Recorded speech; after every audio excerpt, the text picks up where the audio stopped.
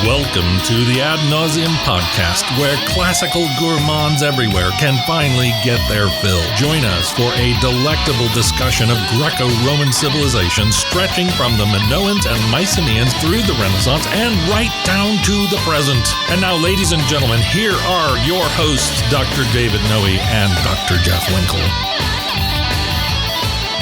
Welcome, listeners, to episode 151 of our little podcast out here down in the bunker. In what part of Grand Rapids are we even This in? is the southern part. This is Vomitorium South, where all the greats go to retch. Is that where they go? That's correct. Okay. So, yes, I can never keep my directional straight. That's understandable. Yes. My name is Dr. Jeff Winkle. I'm down here in the bunker with my good friend and co-host, Dr. David Noe. Dave, the sun is shining. Yes, it is. It is warm. It's beautiful. Balmy. I'm going to guess you're having a great day. I am. Okay. Thank you. Yeah, I'm somewhere between good and great. Okay, all right. If I were to rate this day on a scale of 1 to 10, it's at least an 8.2. Okay, you're not one for superlatives, as our listeners I am know. not. Right, exactly. Yeah, I am the least superlative of all people I know. So what's the two things you hate? The things I don't. It's not so much that I hate them. Yes. But I can't handle them. Okay. They don't have a good effect on me. There's two things. Yes, blame. Yes. And praise. Praise. Gotcha. That's what it is. Anything other than those two, I'm fine. Okay. So before you ask how I'm doing, Jeff, how are you doing? I am doing just fine. Yes. I love the weather. Two of my sons are now out of school and Great. they're enjoying summer. I got one. My oldest is getting through his exams this week, and so it'll be nice to kind of have everybody together. Yeah. And I'm trying to keep them off their devices and getting them out into the woods. So you don't want to leave them to their own devices, as the saying goes. That's exactly right. Yeah. But you're doing well? I am doing well, Yeah. and I've been thinking lately. Okay. Back to childhood days. Speaking of kids, Yeah. when I grew up on the farm, Yes. as you know, and we had some cats. Oh, yeah. True story. Just like farm cats? Yeah, Like- farm cats. Yeah. One was named Midnight. Yep. And this was an all-black cat who seemed pretty smart on the whole. Mm-hmm. Had an unfortunate demise we won't go into. Okay. And the other one was named Muffin. All right. So Midnight and Muffin. And thinking back, I have to say it was the best of times. Yes. It was the worst of times. All right. It was the age of wisdom. It was the age of foolishness. Uh-huh. It was the epoch of belief. It was the epoch of incredulity. Yes. It was the season of light. It was the season of darkness. It was the spring of hope. And sometimes it was the winter of despair. Yeah. Me and those cats and me, we had everything before us. We had nothing before us. Right. We were all going direct to heaven. We were all going direct the other way. In short, Yes. me and these cats, the period was so far like the present period that some of its noisiest authorities insisted on its being received for good or for evil in the superlative degree of comparison only. Yes. Okay. So In fact, we were having a Dickens of a time. I think that you could say it was a tale of two kitties. Oh man. Oh man. Well done. Thank you. Well done. It was a curveball. I was expecting something from the era of classic rock. Yes. And then all of a sudden you start off with some Dickens. Yes. And so okay, this is something new. That was great. That was fantastic. Well, thank you. Yes, I love it.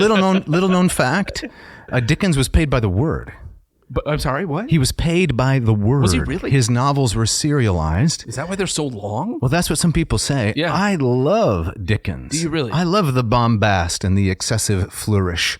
But some people don't like him at all because they think he is too verbose. Yes. They want a lean jejune style. I gotcha. You know, a style that hasn't eaten in days and it's starved and can just barely cough up a hairball of a word. Right, you know? like a Hemingway. That's right. Right. Well, I can't go for that. That's interesting. I've heard that criticism leveled at Dickens as well. But in terms of if you would compare him to other novelists of the 19th century, he's not alone. No, he's not. Right. I think it was you who said of the late 19th century novels, more is more. More is more. Right. Exactly. So yes, Yeah. but A Tale of Two Kitties. back there on the now I have to ask: did you really have two cats named Midnight? Yes, I did. Okay. I told you that part was true. Okay. Well, okay. I never know. They did not live at the same time. Okay. Right. Unlike Schrodinger's cat, one wasn't alive and dead at the same time. Right. They lived and died separately. Gotcha. Both were dear to my heart. Gotcha, yeah. Since that time, no interest in domesticated felines Gotcha. at all. Right. How about you? In terms of cat ownership, Right. I have a cat. Oh. Yes, its name is Luna. Luna. Yes, and she's delightful. She's wonderful. I think we've talked about this. I like cats because cats they do their own thing. Yeah. Right? So what's And- the point in having a pet? Well, dogs they're way too needy, right? That's A cat's more like a kid without the possibility of them taking care of you in your old age.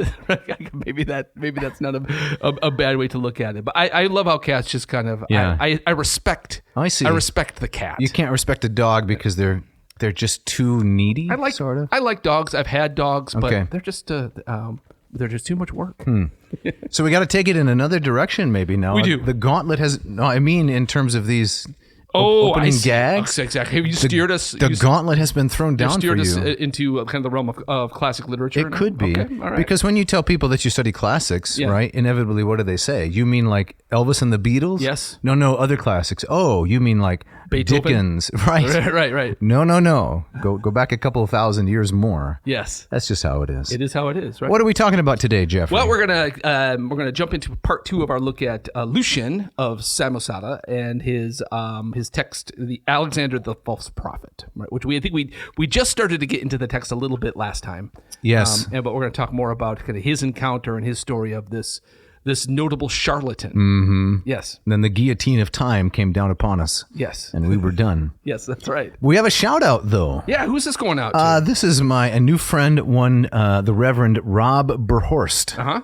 Which is a name that I like. Okay, Berhorst, right? Yeah, because I mean, if he talks too much and his throat gets a little bit irritated, yes, right, then he can just say, "Sorry, I'm Berhorst."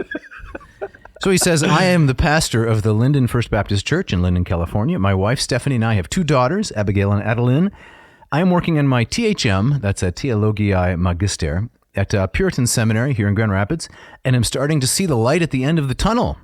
I say, "Rob, that's an oncoming train, so be careful." You want to pick it up there? Sure. He says, after taking a class with Dr. Noe on Theodore Beza. Now, I didn't even know you taught classes on Theodore Beza. I do. I know you're a specialist and you translated his stuff, but I didn't know you taught classes. That's great. Well, I like the way you're trying to make this shout out about me. Well, yes, I taught on Beza in January at a couple of different seminaries. Okay. But let's get back to Rob. Yeah, so he says he took that class with you and says, I started listening to Ad Nauseam, beginning with the conversation with Kirk Summers, which was just a few weeks ago. Yes. He says, I appreciate the serious topics presented in a lively and humorous manner by the hosts. I walk away from each show with something new to ponder. In a recent episode, the discussion about the connection between knowing a topic and the ability to articulate it well was challenging and worth the price of admission. Yes. And what about the little postscript? TCB. Yeah. You know what that is? Is that taking care of business? It is. Right. That's right. Because Rob, in an earlier correspondence, lobbed at me some kind of a barbed projectile. Yes. Because he wants to defend the dignity of Elvis's grave. Remember we talked about this? That's right. That's right. Yeah. And he likes it. He likes the grave. Yeah. Something like America has only one king. Yes. And he's buried in Memphis. Right. I think that's what Rob said. Interesting. So Well, I thought it was a frozen yogurt reference or something. TCB. Well, that's interesting. I mean, I know more about Elvis than I probably should. Right. But I know that he gave to his circle of friends, the so-called Memphis Mafia. They each had rings with TCB on it and a lightning bolt. Taking care of business. That's so. But I mean, I think to kind of side with Rob here. And have you been to No Elvis's surprise. grave? No, I haven't. Okay. All right. So I have stood at Graceland, and it would make no sense if Elvis's grave was tasteful. Right. Everything. I mean, it's completely because fitting. he was garish. Very garish. And so I think Elvis's grave has to be garish. I see. Right. All right. Okay. TCB. And we have a corrigendum. Oh, is this another mistake you made? Yeah, I mean, they're starting to mount up. So what could we do? I think we have 2 options. Okay. We have 3. All right. I could not make them. Yeah. Which doesn't seem likely. Yeah. Second, I could ignore them. Or third, I could bore the audience by correcting each of them. Okay. So let's take the third option. All right. So what went wrong? Yes. Well, last time you were asking me about the milieu, right? In which Lucian of Samosata was working. You asked me to talk about paganism and Christianity in the early church, and I blathered on, and I said that Justin Martyr wrote the work Contra Celsum against Celsus, and that turns out to be erroneous. I see. It was written by Origen of Alexandria, and Justin Martyr wrote the Contra Tryphonum. Okay. So this was keeping you awake at night, wasn't it, It Jeff? was, exactly. Tossing and turning. You got some of your contras mixed flipped did. around. Okay. Yep. Yes. All right. A sort of a dance between contras, you might say. Right. Exactly. So do you have the opening quote? I do. This comes from an article entitled Philosophers and Oracles, Shifts of Authority in Late Paganism. So just to look ahead, so this Alexander guy that Lucian's writing about, what he ultimately comes around to is he becomes kind of his own oracle. Okay. And he claims Alexander, the prophet of the snake god. the snake god, right? And he offers for a price to answer the questions about your future. And so this is an article about what was happening with oracles during this very time period that we're talking about, 2nd century. So he's like a magic 8-ball, you would say. Exactly. Could you ask him for lottery numbers? I suppose you could, if that were a thing going on there in northern Asia Minor. Right. So this is an article by one Polymnia Athanasiadi. I'm going to go on a limb and think that maybe she's Greek. You think so? Right. Polymnia Athanasiadi? Yes, from a journal called Byzantion back in 1992. She writes, by the early 2nd century, people and oracles had become so quotidian that Plutarch went so far as to suspect a drying out of the supernatural. This is a quote from Plutarch. We know of the recent exhaustion of mines, for example, the silver mines of Attica and the copper ore in Euboea. Could not the prophetic current have run out in a similar fashion, he asked, using in support of his argument Aristotelian science and logic? Yet... Can we pause there? Please. Because that's just really fascinating. Okay. So... prophetic oracles are like a natural resource. They've been mined out. And if you keep tapping into them, eventually it's going to run dry. Exactly. That's really fascinating. So it's like Plutarch sees the oracles. This is a pop culture phenomenon. Right. Right. And it's a fad. Oh, it's a fad. And it's kind of, he's saying, well, maybe it's run its course.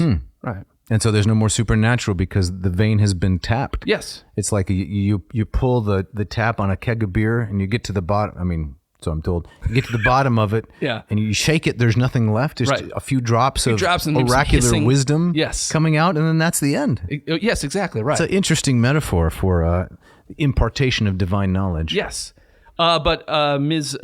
Athanasiadi goes on. She says, yet Plutarch spoke too soon. For it was at about that time that the Indian summer of the Greek oracle set in. From the beginning of the 2nd century to the middle of the 3rd, we witnessed an extraordinary flowering of oracular activity, especially in Asia Minor, which is exactly the time and place we're talking about. Most of the great oracles were ancient foundations like Claros and Didyma, which after a period of progressive decline reemerged with a new persona. Through imperial munificence, work was resumed on their half-finished or dilapidated buildings, while both the number and type of people involved in the giving of oracles and the number and the manner of consultation were reformed. Okay, so there's a flowering, a new birth, right? Yes. A new what's the word? A new field, a new vein of oracular knowledge was discovered. Yes. Someone shouted "Eureka!" Yes. Right, and then it gushed forth in a geyser from the earth. Right. Divine knowledge spilling out over the landscape. Yes. Yeah, exactly. And so I think that in considering Alexander as one of these DIY oracular figures, that seems to fit exactly with what she's describing here. So Plutarch got it wrong. It was actually quite the opposite. Interesting. There was you had your official oracles. You had Didyma. You had Delphi, Dodona. Right. But there was also kind of this wave of, hey, this prophet just came to town. Yeah. Yeah. And that prophet is Alexander, the false prophet. Yes. Right. Of the snake god. Yeah. Okay, so that's going to get us into the Second Sophistic. Right. I think we mentioned this a little bit last time, but as I was doing some prep, I thought we might some more detail here. We've talked about it, and Jeff, we can never assume that our audience, has remembered everything we've said. Of since course. Even we don't. That's right. They're not taking notes. They're listening while they're jogging, while they're driving to and from work. Yeah. Maybe the gentle droning of our voices helps them fall asleep at night. Right, exactly. Or maybe they're rage listening, just waiting to What's rage listening? I don't know this. They're listening for the simple expectation that they're going to be irritated. Oh, okay. Right? That's a new term for me. Is that like doom scrolling? Well, it's rage like listening? Rage listening or like rage quitting. Right. I realize now this is how I listen to most music. I do a lot of rage listening. Yes. I'm just waiting for that one note or that warble just to set me off. Right. I mean, do you have this? Are there certain songs that you'll listen to that you don't like them, but you kind of like being irritated by them? Yes. And you'll let it play anyway? I can't think of any examples. Oh, I know one. Yes. The Wham song about Christmas. special. The last Christmas. Yes. Yeah, I would put that in that camp for me too. That's Wham, isn't it? Yes, it is. Right. Yep. And the one that I always think of is George Thorogood's "One Bourbon, One Scotch, One Beer." But I like that song. Okay, we can talk about that later. But it's one of those that I always like to play because I'm always under this this illusion that maybe it'll be better this time. So the Second Sophistic, Right. we're going to talk about it again because we know that our audience really wants to have some basic mastery of this knowledge. So take it away there, Dr. Winkle. So the Second Sophistic, the bracket of dates usually given for that is from roughly kind of after the reign of Nero, so roughly 60s AD until about 230, which is about the time like the Roman Empire starts to really kind of show its cracks. Right.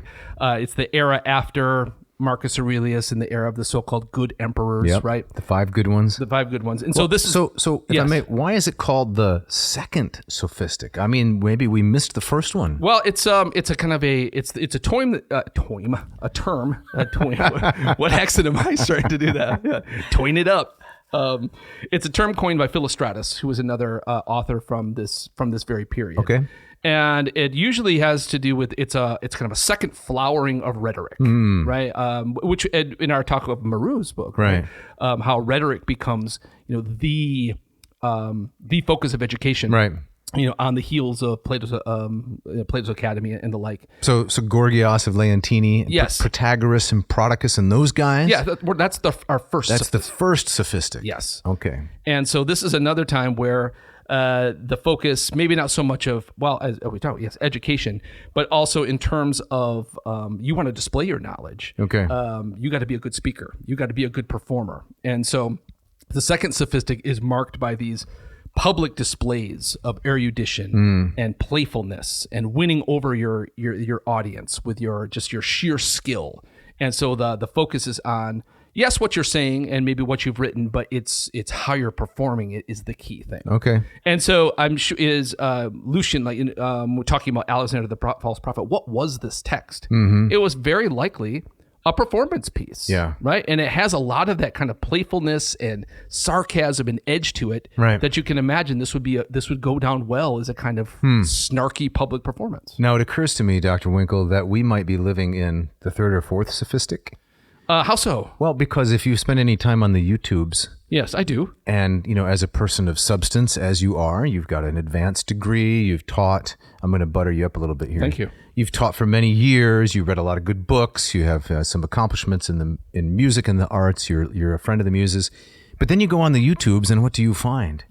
That the most popular individuals are the ones who have very little substance, yes, but they have figured out something that's highly performative. Right, yes. So it's like a third Sophistic. For example, did you know that you can find a person online whose sole shtick is to find the answer to questions that occur to people in a kind of a random way, and then they drop them and they discard them?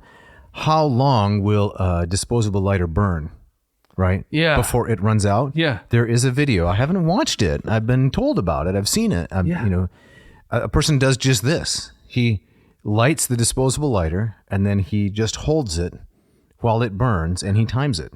And this whole thing is filmed, and it's hugely, immensely, wildly popular. Wow. And why? Because it's purely performative. There's no skill.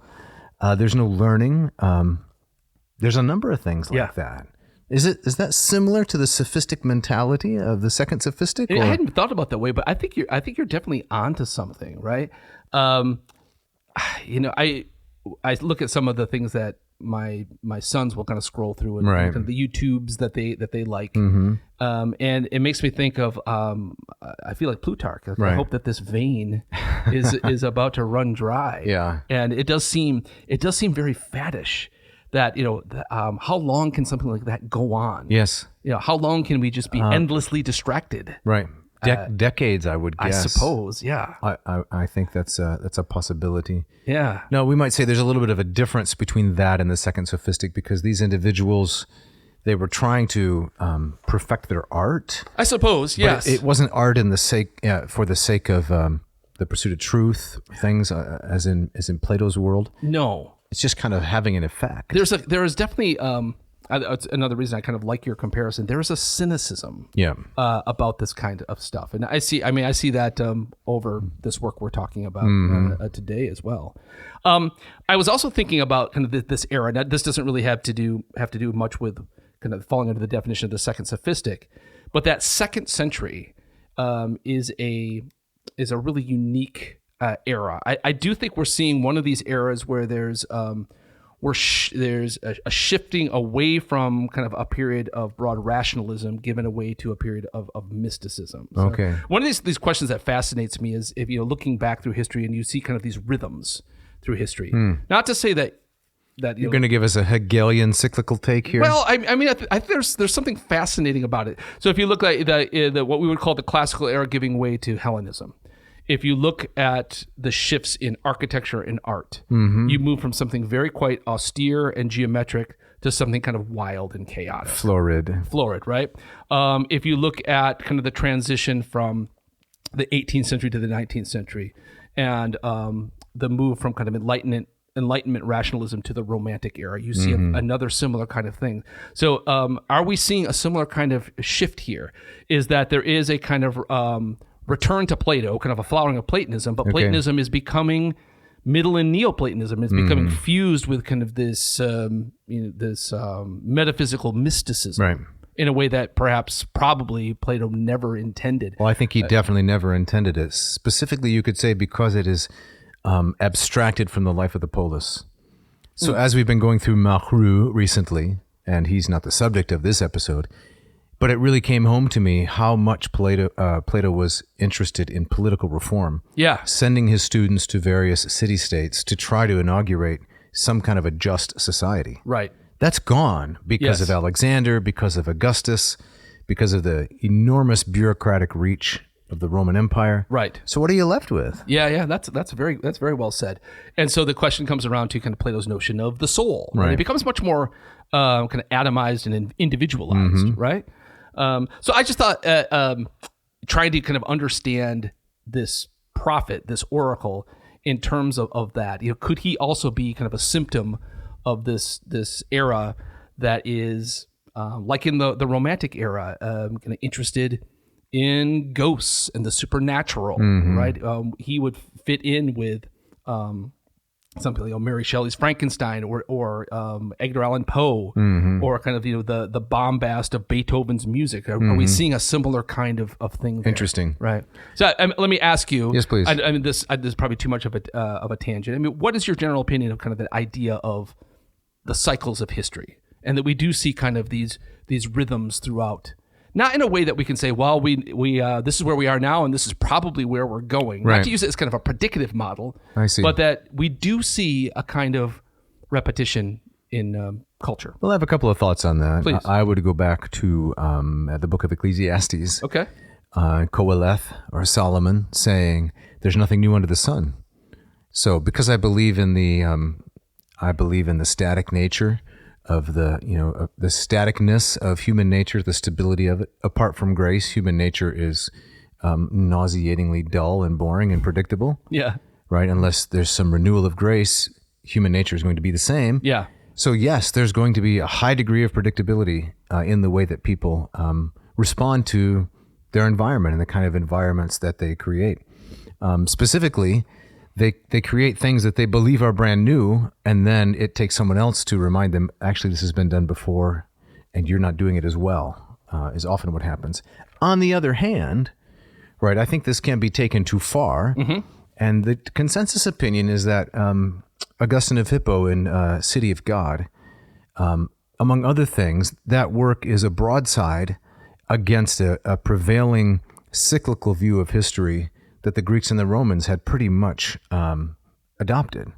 And he wrote that work in part to say, no, history has a definite beginning in God's creative activity, and it has a definite terminus. And that terminus will be a final judgment. And so Augustine is usually credited with giving history a linear orientation, which previously it didn't have. Right. Now, the Stoics, they would say the world is an endless cycle ending in a cosmic conflagration. Everything burns up. And so there is an intermediary terminus, you might say. About every 10,000 years, the whole thing is immolated, just burned to a crisp. Okay. Like when you keep your marshmallow in the campfire too long. Yes. Not the nice toasty brown, but Right. it just becomes ash. Yes. But then it starts again, and it runs for another 10,000 years. So although it seems to have an end point, it truly is cyclical. Augustine interrupted that. And I think that he was so successful that even non-theistic people today, generally, I don't think believe in a cyclical view of history. It's too pessimistic for them. Yeah. They naturally want to think this is going somewhere, even Right. if they don't think in terms of, a parousia, like a final judgment or some good or bad ending. They have a belief in a kind of progress. We're headed somewhere. Yes. It's not just going to endlessly repeat. Right. No, I think that's very right. I've definitely encountered what I take to be very kind of naive, kind of secular notions of eternal progress. Right. That, and often coupled with as technology Right. gets fancier. Right. And so too the human experiment gets better. Yes. Right. Which I don't. There's no basis for that. No, it's quite the opposite. Right. Yeah. So I mean, I think we live in kind of more. I haven't heard that recently. I think we live in kind of a cynical era. We do. Where both. Well, there was the very famous essay in the 1990s, Francis Fukuyama, The End of History. The End of History. Yeah. Right. And Yeah. I think that now has been pretty much abandoned. It was very popular at the time and had some persuasive value. Yes. Exactly. Yeah. All Well, right. this is all very interesting, but Yes, it is. But what does this have to do with? Well, I think we're talking about Lucian. Yes. Other elements in this era, the Second Sophistic, growing cosmopolitanism. Yeah. The borders of the Roman Empire are secure. Right. There's no longer any expansion. It reached its apex under Trajan. Right. 117 approximately. Yes. Yeah. Then they began to shrink from that point. And then you have something here in the script, which I thought was interesting. The shift from the 18th to the 19th century, rationalism gives way to romanticism, or what would Voltaire have thought of Mormonism? Right. Did you come up with that I came phrase? up with that, right? What does it mean, Winkle? Well, I mean, so I was trying to think of kind of two figures or two, events or cultural things that were happening fairly close to one another, right? Okay. So you have, Voltaire as kind of representing maybe the apex of French Enlightenment, rationalism, Right. individualism, humanism, and then you have the arrival of Mormonism. Joseph Smith. Yes, in the in New York in the early 19th century, these two figures are very close to one another, right? And there's a lot of what Alexander is up to that reminds me a lot of kind of the story of Joseph Smith and his golden plates. And so you have and it kind of makes me think of Plutarch. Plutarch is kind of my Voltaire here. He's thinking, kind of the age of oracles, that's done, right? Right. We're more rational than that. This Right. is over, right? So what would Voltaire have thought about this very kind of mystical, brand new religion, Right. arising from the dirt in Palmyra, New York? Right.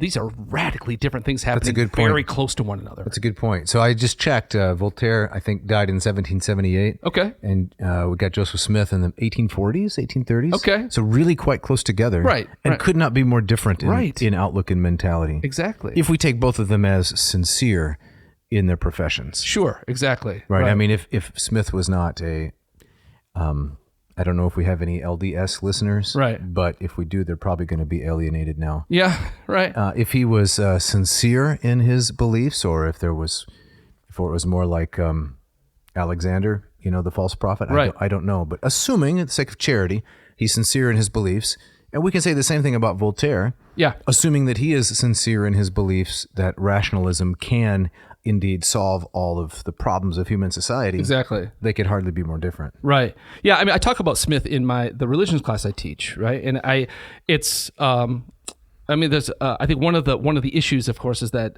when you compare Joseph Smith and the LDS to the other religions, he's so much closer to us, and that's a different kind of lens. And so The us. to like in terms of chronology. Oh, right. He's closer to the contemporary era. This is a couple hundred years ago. Got it. As opposed to Hinduism 8,000 years. Correct. And so it offers itself to I think a different kind of scrutiny. And so when we hear stories about Joseph Smith in the state of New York digging up the golden plates, it's very easy for people outside of that to scoff and say, how ridiculous. Right. But Smith was he was one of these guys that he got his start in the fields of mysticism by using like these seer stones, and he would find these stones he would claim to kind of to predict the future. Now you isolate that seems, this sounds like a charlatan, but when you consider the era, there were lots of people doing this, and there were hundreds, thousands of people who believed in this kind of stuff. And so when I read the biographies and the stories about Joseph Smith, I come away convinced that he absolutely believed what he was doing was true, and that he did not have, I'm going to bilk all these people out of money, and I'm going to do this so I can marry multiple women. Right. I don't think so. Okay. Yeah. Well, that's probably a good place to end our digression into all right. how Alexander the False Prophet of Lucian of Samosata and the Second Sophistic might compare to more recent events. Right. Exactly. Thank you for bringing us back. You're welcome. On track here. All right, so I believe, Dave, in our last episode, we got somewhere around section 5 in Lucian's text. Right. And so what we learn is about some of Alexander's background is that, of course, Lucian is very cynical. Correct. Right? He said this guy's a charlatan from the very beginning, and so the whole text is kind of colored by that slant. And he doesn't want us to think otherwise. So he says that Alexander was led astray from a very early time in his life. He was kind of taken in by what we might call like these medicine shows and the hucksterism. Right. And, the traveling wagon apothecary selling snake oil. Exactly. And so he becomes an acolyte of one of these early guys, and as he becomes the student to the master. And there's some suggestion of an illicit relationship as well. Yes, of course. Right. And we learned that his master was a follower of Apollonius of Tyana, who is another one of these notable kind of wandering miracle workers. Wasn't he a legitimate philosopher, though, Apollonius of Tyana? Yeah, I believe so. But then he goes the mystical route. Okay. And he becomes the kind of the wise man with special powers. Yeah. So my desire to distinguish between legitimate philosopher and traveling quack.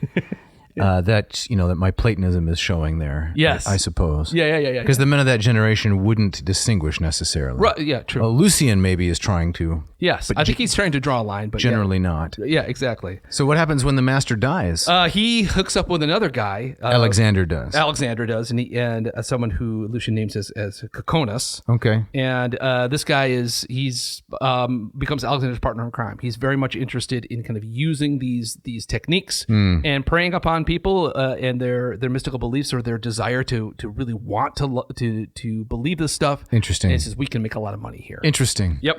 Speaking about making a lot of money. Oh yeah. It's not time for the ads. Oh, it's not time for the ads? No, I was going to mention the book by Chernow. I think it's by Chernow. Titan, about J.D. Rockefeller. Yeah. I think that's by Chernow. Are you reading this? No, I read it. Oh, you read it? Okay, yeah. Previously. And J.D. Rockefeller's, we talked about it a little bit. Yeah. His father was a man named Big Bill, William Rockefeller, and he was a full-on shyster. Really? Going from town to town, multiple marriages, bilking people out of lots of money. Really? Rockefeller spent his entire life seeking to live down that reputation. Oh, man. That he was himself an honest businessman. But as the biography is told, part of the theme is he wasn't so different from his dad. I'm not sure that's true, but it provided a good story arc. I mean, does Chernow kind of suggest that JD was kind of a charlatan himself, but just under the banner of kind of legitimate business? That is the subtext. Okay, interesting. Or that he had a lot of his father's same gifts and skills in terms of getting what he wanted out of people. Yeah. But yeah, he tried to do it in a way that was above the books. Interesting. And speaking about being above the books... Now is it time for the ads? Now it's time for the ads. Let's do it.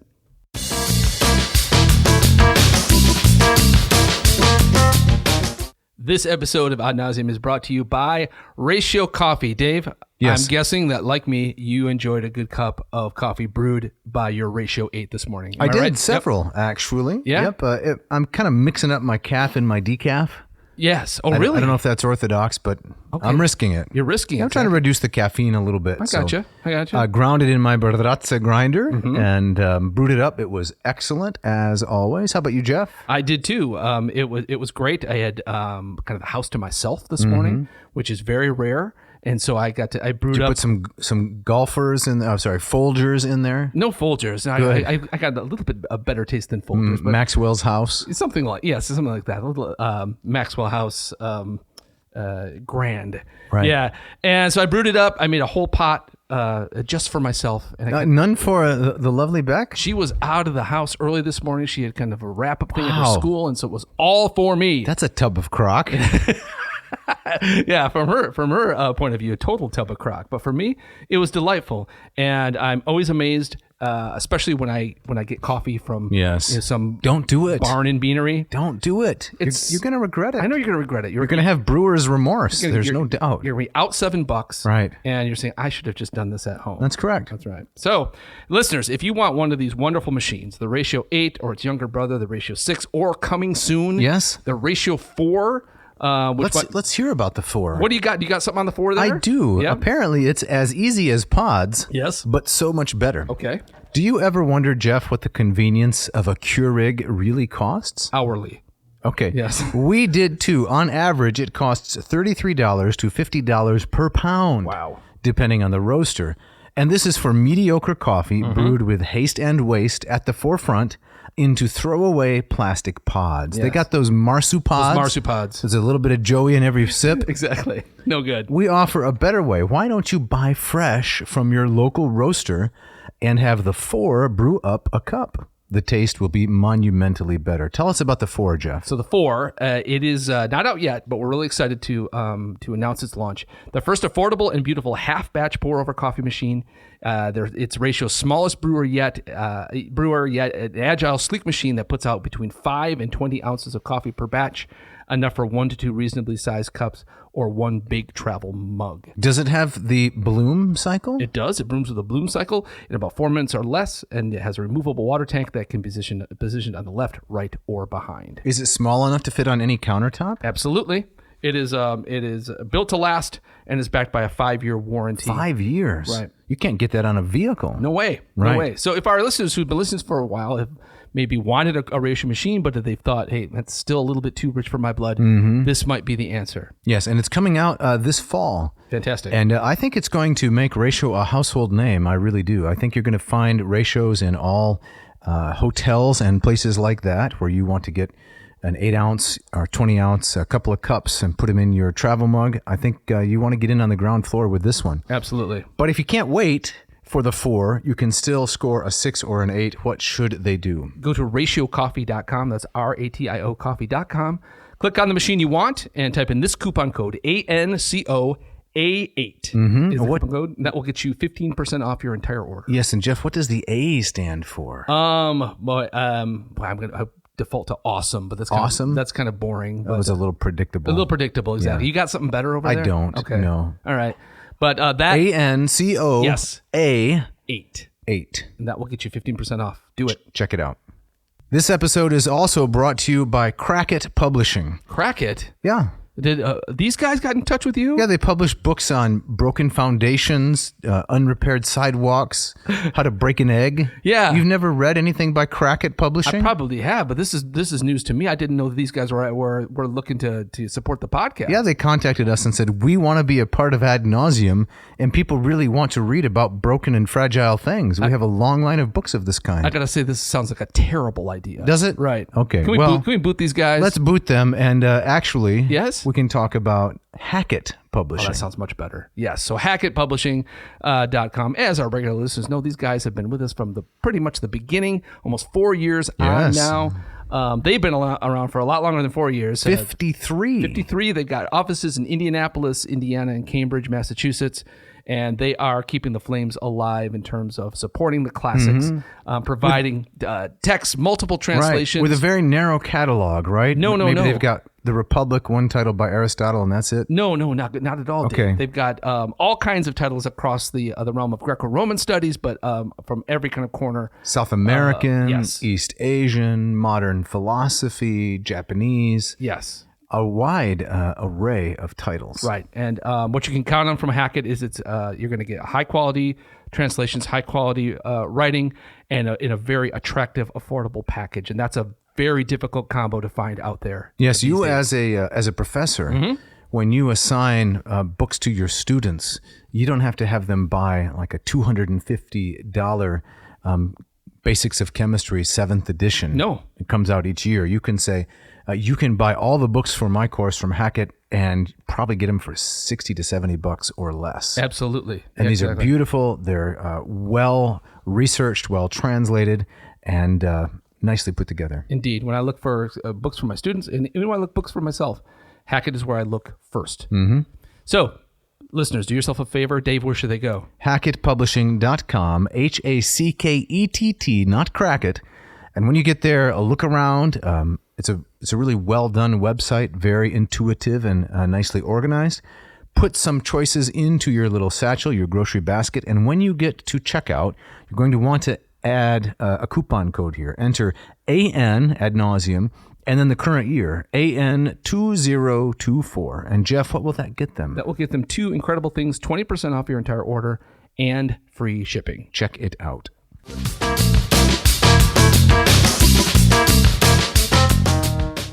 All right, Jeff, so as we get back into it here after the break, where are we headed next? So we are headed to Macedonia, actually. Okay. So Alexander and his partner in crime, Cocconas, they go off to Macedonia, and this is where they encounter, apparently, this cult of Glycon. And there's archaeological evidence for this. This is not something that Alexander and Cocconas simply made up. There was a small cult centered around the snake god Glycon. Okay. And these two guys... Glycon again meaning sweetie? Sweetie, yes. And so they see an opportunity to bilk some people. Okay. The translation that we're using, they refer to these people as fatheads. We're looking for fatheads that we can easily kind of take advantage of. So what are they going to do? They're going to roll up next to the snake shrine and set up a food truck? They're going to be selling elephant ears and deep fried pickles and things like that? Something like that, exactly. Kind of an ice cream truck? I'm on a riff here. Yeah. So. What kind of ice cream would they be selling next to a snake shrine? Oh my goodness! What goes with the snake cult? What kind of ice cream flavors goes with snake cult? That's I'm at a loss. Me too. Exactly. Maybe the listeners can send in some suggestive titles. Right. Maybe better pecan. I don't know. So what they do is they encounter the snake cult and they end up buying a snake, a big, fully grown snake. This is not like a stuffed one at the gift shop? No, this is the real deal. A real deal. And they decide, okay, we're going to start kind of our own transportable cult here, franchise, right? And by getting this snake from Macedonia, where there is a rich history of connecting the snakes to the divine. And, that's correct. They say we can use that to legitimize ourselves. Alexander's mother, right? Exactly. Olympia, right? Yep. Lucian even mentions that story. Interesting. Yeah. Supposedly Alexander was born from a snake. Yes, exactly. Right. And so they're using that to kind of to make their pitch. Have you ever owned a snake? Done any herpetology? I did. I had a garden snake in a like an aquarium when I was growing up. That seems a little cruel. Well, did you ever like take it out on a leash and let it get some yard time? I used to kind of take it out and let it kind of crawl around and in my hands, but I never took it for a walk or a slither. You hear these stories from time to time. This has got to be the most disturbing thing. Someone who has a very large exotic snake in their apartment, and it gets out of its terrarium. Yeah, and then they don't know where it is.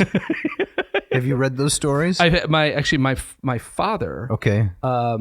Had it was a colleague of his. He taught high school biology, and his partner teacher in the classroom next door had a python. Okay. In a who doesn't in a glass case, and it got out. And they did not know it was. And my dad. So it was in the school. It was in the school somewhere. This sounds like a young adult fiction story. This is absolutely true. It's absolutely true. Swallowing students. And one day my dad went in on the weekend to kind of set some stuff up for the week. Right. And he reached into one of these, he opened up one of these high wooden cabinets. Yes. And he opened it up and there was, I forget the name of the snake, but there it was coiled up, sitting there taking a snooze. I think it was Sweetie. my dad fell over the desk. I'll bet. About had a heart attack. Huh. Yes. So that's the extent of your herpetological endeavors. Do you remember? Do you remember? Are we going to digress again? Just one more thing. Do you remember the escape of Big Sid in Standale? No. Late 70s. Standale, Michigan? Standale, Michigan. There's Big Sid? Big was Sid this was the guy that owned the hardware store? No, that's a different Big Sid. Okay. But there was a large, I believe it was a python or a boa constrictor named Big Sid. And it was like a local news story for many, many weeks. And people were terrified. Yeah. That, watch out, Standalians. Yeah. The Big Sid is lurking somewhere. Huh. Right. So they pick up their own legitimate snake. Yes, they do. And they think we're going to use this one now to cash in on the popularity of snake god worship. Right. And so then they have an argument because where would be the best place to do this? Oh, they should have just asked ChatGPT to draw up a business plan. Exactly. Right, exactly.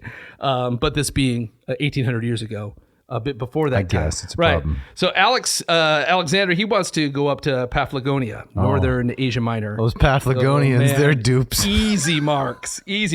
Fatheads around every corner up there. And he says, it's perfect. He says they're gullible and they've got loads of cash. Yeah. Let's Classics majors primarily. Right.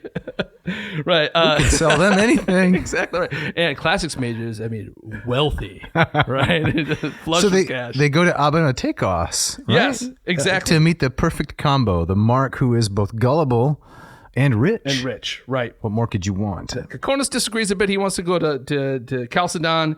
So the two main characters here, I know that the audience is mostly interested in the digressions, but yes. For those few who are following the through line of the story here, we've got Cocconas and Alexander, the false prophet, as told by Lucian. Yes. And Cocconas and Alex have their own snake now. Yes. And they're trying to find people to bilk. And they're arguing about whether they should go to Paphlygonia, yes, to the town of Abonoteichus, or whether they should go to Chalcedon. Yes. Chalcedon, famous for the creed that was developed there. Oh, right. About 200 years after these events. Yeah, I didn't even think about that, but yes, exactly, right. And so Cocconas stays behind. Okay. And he what for? Well, he thought, apparently, I think Lucian suggested in Chalcedon, he says, no, you're going to find even more stupid people to take advantage of. This is the better mark. Okay. So they part ways. And so Alexander takes the snake and he goes off to Paphlygonia. And Lucian tells us that Cocconas, he makes a go of it composing fake oracles, but he eventually dies from a snake bite. Huh. Now does he buries some bronze tablets, does he not? Yes. Am I getting ahead of ourselves? No. So Alexander, he's thinking ahead and he says, okay, how am I going to legitimize this stuff? The snake is good, but it's not enough. And so he says... Does the snake do any tricks? Well, that's coming later. Yes, exactly. He does a very bizarre thing with this snake, which we'll get to. To my knowledge, I'm just intent on interrupting you all along the way. Please. Snakes can't really be trained. I've never seen a trained snake other than when, the cobra charmers. Oh, right. They play this instrument. Music and they kind of sway back and forth. Yeah, they come up out of their basket. I mean, if cartoons have taught me anything, it's pretty easy. They just, yeah. But other than that, I've never seen a snake ride a bicycle. Or balance a beach ball like a seal would do. That's true. They seem very untrainable. Right, exactly. So maybe it's the lack of appendages. that would certainly hold them back, I think. Right. So Alexander, what he does is he buries some bronze tablets, and Lucian doesn't tell us where does he get these, does he make them, but he buries them and then miraculously discovers them. And on these bronze tablets, and then he's the only one that can translate them. And it says that. So what's on the tablets? The tablets say that Asclepius, the god, is on the move. Asclepius, the son of Apollo. Right. And so he's that rare god who actually dies. Yes. And he's apparently, buried in the Tholos in Epidaurus. Whose shrine is that, I was going to say. Yeah. Epidaurus, right? Epidaurus, exactly. And we've been there, haven't we? Yes, we have. It's on the Peloponnese. It's a fascinating place. The best preserved theater from antiquity Incredible. is in Epidaurus. It's unbelievable. Along with a hospital there. Yeah. People would go to the shrine to get healed by Asclepius and his snake goddery. That would be, we got to do that as an episode. That would be fantastic. Yeah, the number of episodes we got to do is just getting enormously large. Exactly. We mostly just like to talk about them. Right, exactly. We should actually write these down. Nah, forget it. Yeah. So Asclepius is on these tablets. It kind of announces I'm being reborn. Okay. And not just that, but he said the tablets say I'm going I'm going to Pontus and to Abonoteichus in particular. So these tablets announce that the arrival of the god is imminent. And so Alexander... So Alexander put this whole thing together, inscribed them on these bronze tablets, buried them. How did he go about the process of discovery? I mean, there were no iPhones or something like that to film, or he just happens to be walking through the forest and stubs his toe on a little bit of the tablet that's emerged from the ground. Yeah. How do you make this predictable? I don't know. You got to invite people on a picnic or something, and then when you lean back on the blanket, you just get a tablet in the back. Right. Exactly. Oh, what is that? Let me have a look at that. My goodness, Asclepius is on his way. Right. Yeah, I don't know. I mean, Lucian doesn't fill in those gaps, right? But it reminds me of, the more cynical interpretations of Schliemann and the Mask of Agamemnon, that he had it made, buried it. Forgery, went off to Paris. Yes, and then discovered it on his own. It reminds me very much of that. Yes. But it also, it reminds me of the more cynical readings of Joseph Smith, right? Going back to LDS. Right. Now, one of the problems with the golden plates is that, there were witnesses who claimed to have seen them, but they've disappeared. And when Smith translated them with his magical stones or he said they were hieroglyphs, did he not? Right, Egyptian hieroglyphs, kind of a mix of Egyptian hieroglyphs and other things. They were just a distinct language that only by looking through these stones or these goggles he could translate them. There was no Google Translate, right? So in this case, Lucian suggests that there were actual bronze tablets that Alexander had made and showed them to legitimize his enterprise. And so then Alexander goes in to Abonoteichus with his long flowing hair. Lucian tells us that he was a good looking guy. He was impressive. And so he comes in and he starts spouting oracles and claiming that he is born from the lineage of Perseus and Asclepius. So he's ready to step in and to be the medium, prophet. The medium. Yeah. Yes, exactly. This is why you and I could never be shysters. Why is that? They're too physically unimpressive. I know, exactly. Right. It's probably for the better. You think so? Yeah, I think so. So Alexander is ready to step in. He's ready to step in, right? And to use his good looks, his persuasive Second Sophistic oratory, and to cash in on the arrival of Asclepius.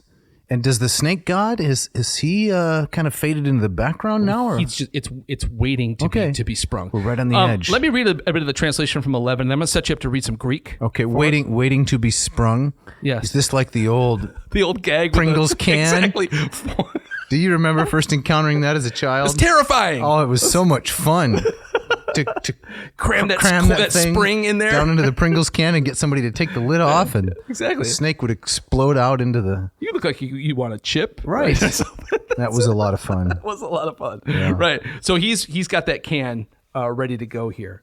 But Lucian writes in section 11, he says, Alexander goes and he says, he now wore his hair long and had falling ringlets, dressed in a party-colored tunic of white and purple, with a white cloak over it, and he carried a falchion like that of Perseus. I had to actually look that up. It's a type of kind of short sword. Is it? Yeah. How's it spelled? Fouchon? Falchion. Oh, yes. Yeah.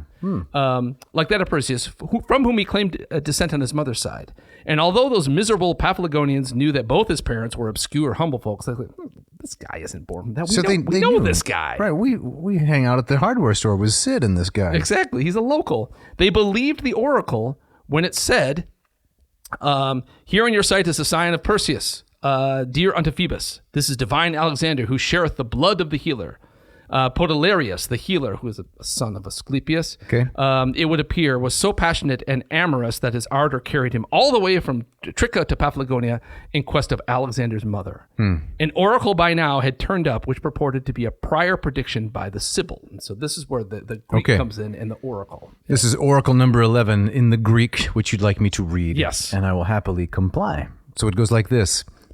Euxenu pontoia par eosen anki synopes estai tis kata tursen hup auso ni oisi prophetes ec protes dignus monadas turson decadon tepentheterdras monadas kai ecosada tri sardrithmon andros alexe terdras homonumien tetrakuklon.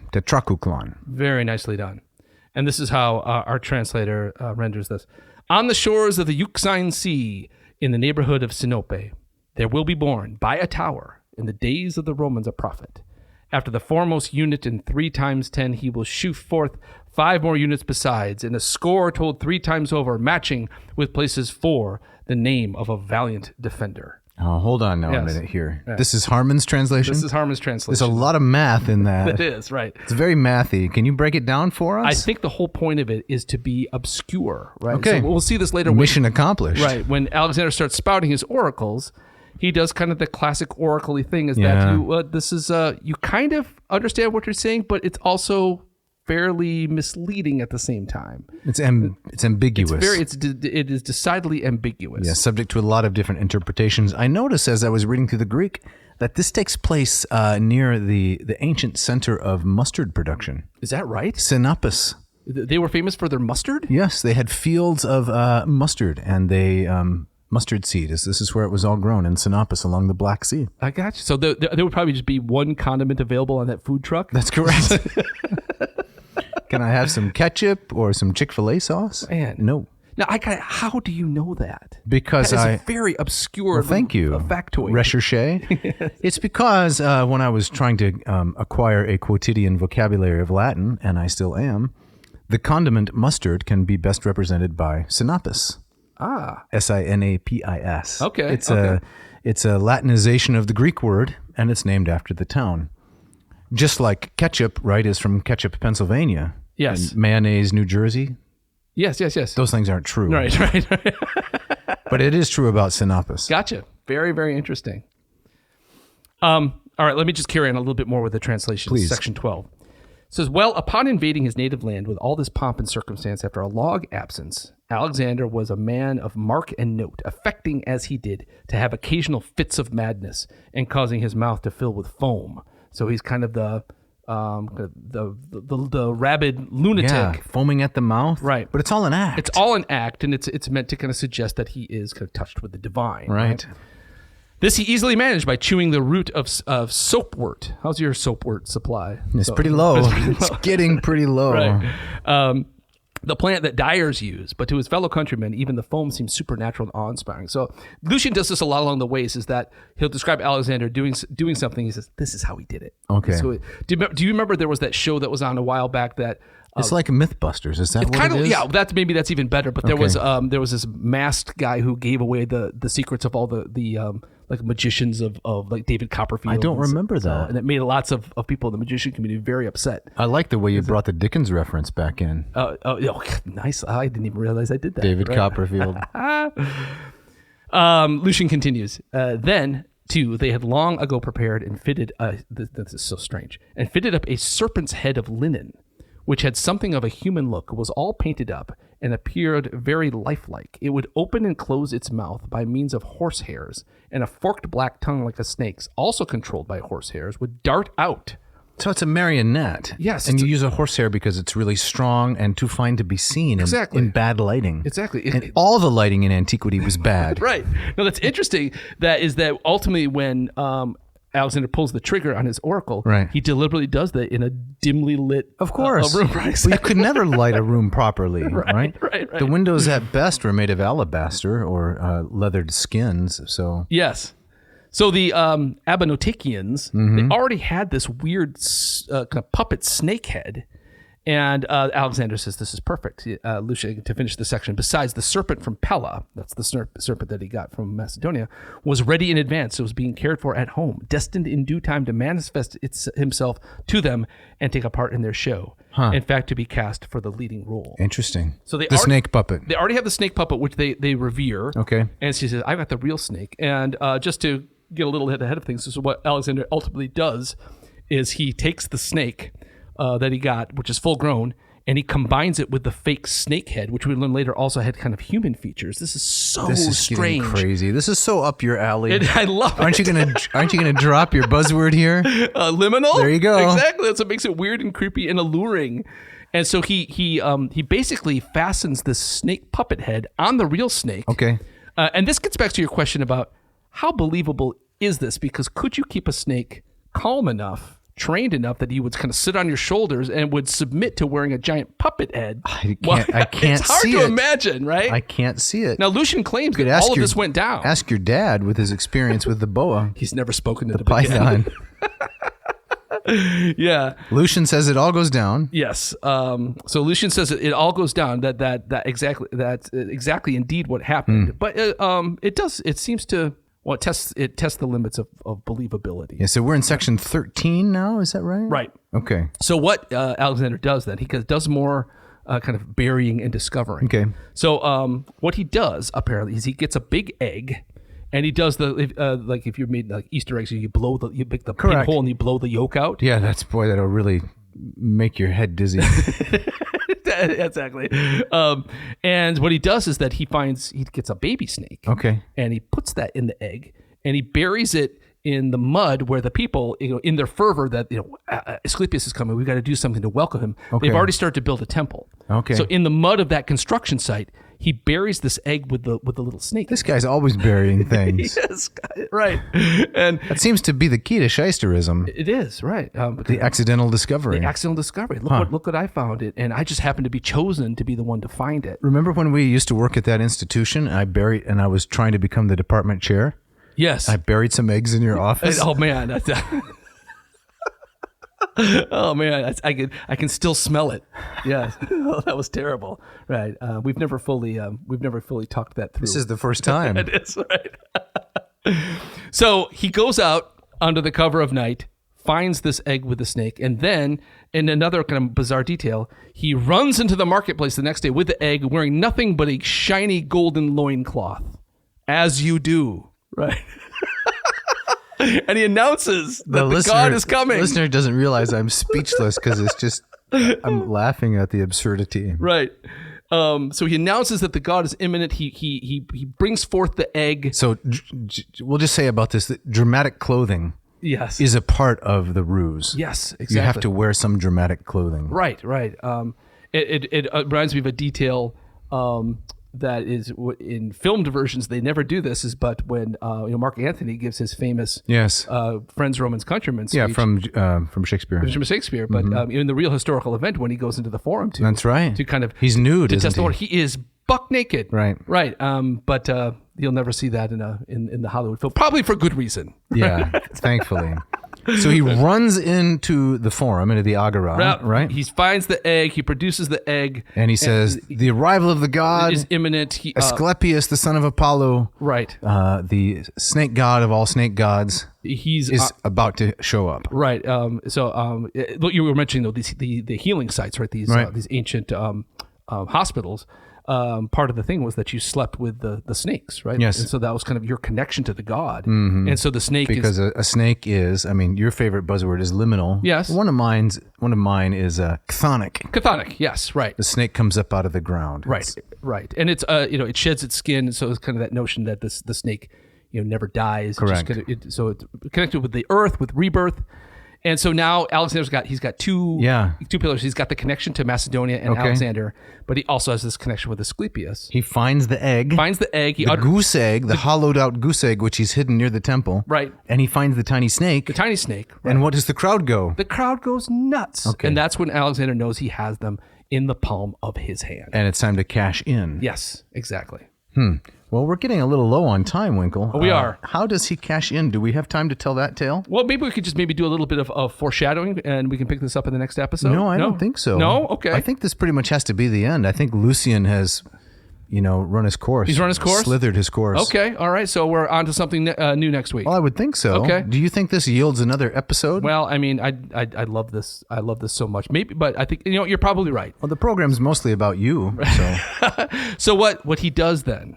If I may kind of summarize, please, is that so inside the egg, it breaks the egg open. There's the tiny snake, and then very soon after that, he appears with the full-grown snake that he got from Pella. So how did that tiny snake survive? Is there any discussion of that? he's trapped in that little tiny egg, which is not even. I think another one, an actual serpent's egg. I think another one of these unanswerable questions. Okay. Right? So he lets the little snake go, and then he appears very soon after with this giant full-grown snake. And it's supposed to be it's the small one, the miraculously grown-up little one. Exactly. Exactly. And then that's when he sets up shop in this dimly lit room, sitting on kind of a throne, and he's got the snake with a weird puppet head on it now. And people are coming to bring him. Did you make all this up? No. Did Lucian? It is so bizarre. Right. So if we're going on to something new next week, our listeners want to find out how this ends, Yes. you can find this translation very easily for free online. Mm-hmm. And if you like weird stuff like this, like I do, I encourage you to read it. Alexander the False Prophet. Yes. Search for that. Hackett doesn't have a translation of this. No. Hackett has some translation of Lucian of Samosata, his Menippean satires. Oh, okay. And we're going to talk about that in a future episode. That would be great. And Yes. we're going to encourage readers to look into that. But what happens then, Jeff? Well, what happens is that he makes an absolute fortune. People stream in They stream in. to view the crazy snake human? Yes, and so he has again, an ingenious fashion. So people come with these their questions sealed. Okay. Right, and then again, Lucian Sealed like in one of those little plastic bubblegum things that you might get out of the old vending machines? Right, exactly, with a little cap on it. Right. But even tighter, sealed it in lead. Right. Okay. And apparently, you can't open it without seriously just destroying it. And then Lucian tells us that even Alexander, he had an ingenious way of opening these seals, which had the question, and so he would read the question. It's like opening a peanut butter jar, or if you take one of those silicone, what am I thinking of? I'm not sure what you're thinking of. A hot pad, right? Oh, yeah. You wrap it around there, and then you can just get it open very easily. Pop it open, right? Right. Yes. He had something like that. He had an elaborate way of opening these things Okay. to read the question, and then he would seal them back up as if they had never been opened. And so he was such a prophet. He says, "I don't even need to read this. Just hand me the question, and I'll give know." you your oracular answer. Right. And so he would give the sealed thing back and give an answer. And that astounded the people. Like he says, not only did he give me a prophecy, he knew the question without even opening the sealed That's document. incredible. So Plutarch is just wrong. Right. The vein of oracular divine knowledge is rich and deep. Right. Exactly.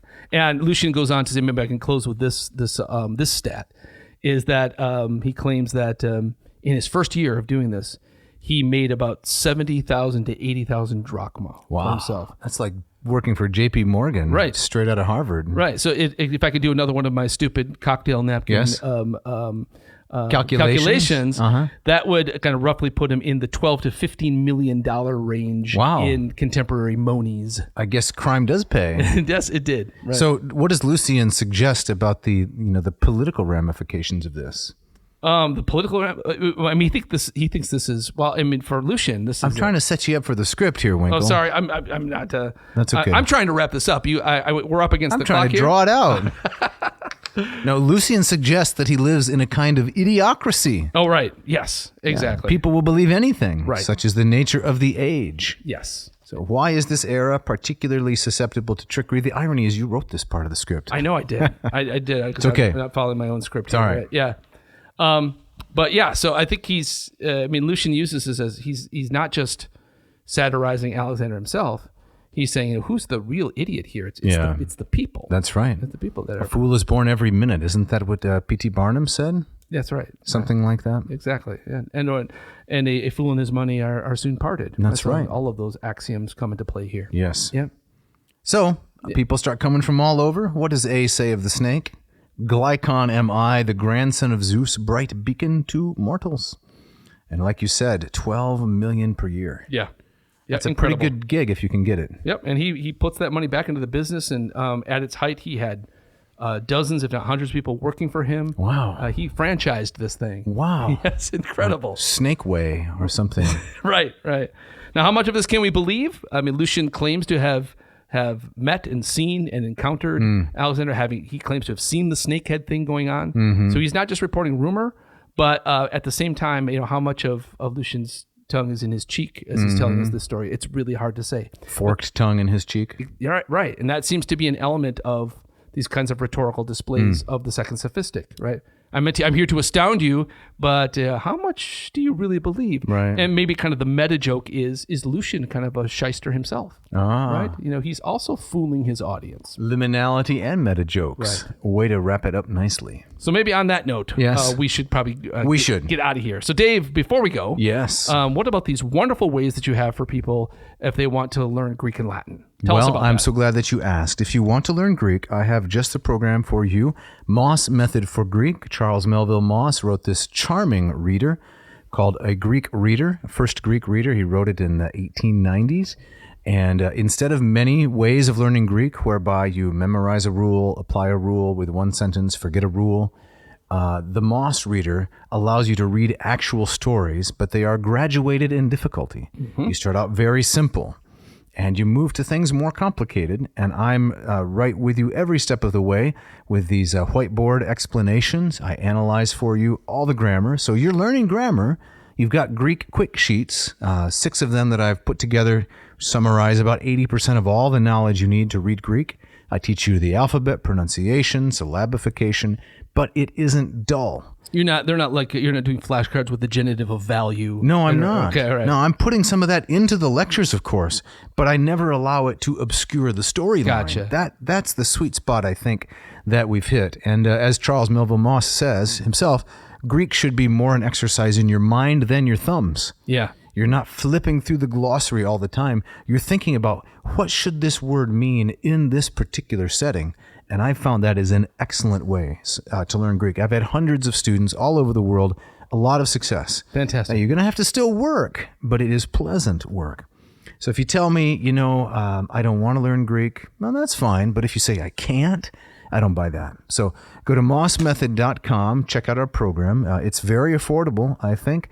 And it comes with one of Jeff's favorite features, which are I love the Moffus Hours. The Moffus Hours. Yeah. Every Friday we get together. Right now we're reading some Xenophon. Oh, fantastic. From his Anabasis, an adapted form of that. We've got students from California, from New York, from Switzerland, from Ireland, from Asia, all over the place. And we get together and we read Greek. That is a part of the course. Fantastic. So I don't just leave you on your own. You can interact with me as much as you want. Excellent. So mossmethod.com. There's Correct. free stuff there they can check out. Lots of free stuff. Fantastic. Yep. And what about Latin? I have a Latin program too.